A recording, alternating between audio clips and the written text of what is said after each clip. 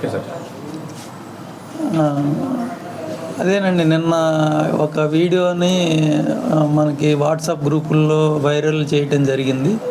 అదేంటంటే వీరవల్లి మరి ఇక్కడ హై స్కూల్లో పునీత్ కుమార్ అని 10th క్లాస్ స్టూడెంటు ఇక్కడ పనిచేసే ల్యాబ్ అసిస్టెంట్ని తను మ్యాన్ హ్యాండ్లింగ్ చేయడం జరిగింది, కొట్టడం జరిగింది.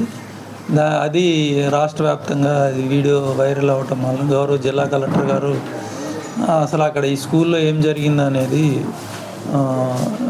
విచారణ చేయమని నాకు ఆదేశాలు ఇవ్వటం జరిగింది. అలాగే దీని మీద మా ఉన్నతాధికారులు గౌరవ కమిషనర్ గారు కూడా ఇది ఏం జరిగింది, అసలు ఇలా ఇన్సిడెంట్స్ ఎందుకు జరిగిందని మమ్మల్ని వివరణ కూడా అడగటం జరిగింది.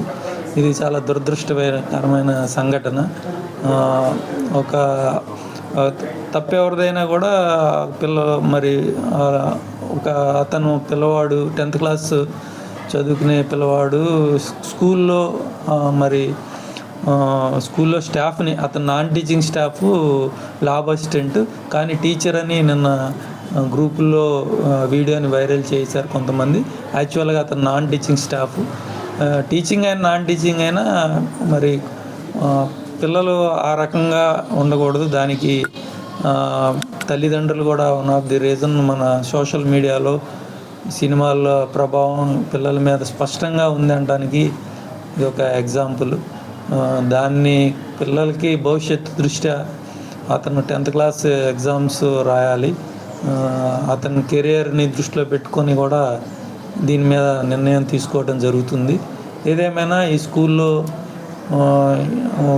మరి చూస్తే కొంచెం డిసిప్లిన్ అనేది కొంచెం ఇంప్రూవ్ చేయాల్సిన అవకాశం ఉంది. దాని మీద కూడా హెచ్ఎంస్కి ఆ స్టాఫ్కి ఇన్స్ట్రక్షన్స్ ఇచ్చి ఇలాంటి ఇన్సిడెన్సెస్ రిపీట్ అవ్వకూడదు. ఎందుకంటే గౌరవ ముఖ్యమంత్రి గారు కానీ గౌరవ విద్యాశాఖ మంత్రి గారు కానీ ప్రభుత్వ పాఠశాలని బలోపేతం చేయాలి.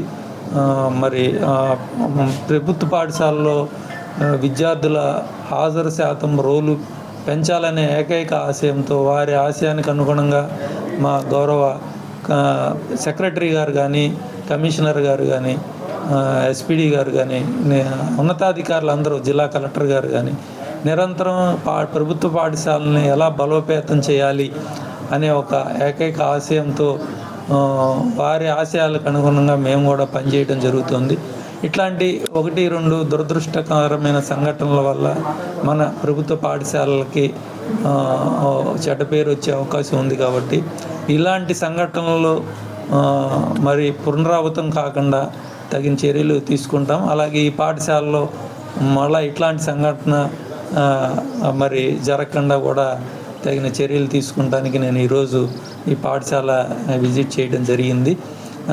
అట్లాగే ఎవరైతే ఈ దారి తప్పుతున్న విద్యార్థులు ఉన్నారో వాళ్ళకి కౌన్సిలింగ్ లోకల్ మరి పోలీస్ సిబ్బంది ద్వారా కౌన్సిలర్స్ ద్వారా కౌన్సిలింగ్ ఇప్పించి వాళ్ళని సక్రమ మార్గంలో వెళ్ళే విధంగా కూడా మేము చర్యలు తీసుకుంటామని తెలియజేసుకుంటున్నానండి. Thank you to one and all.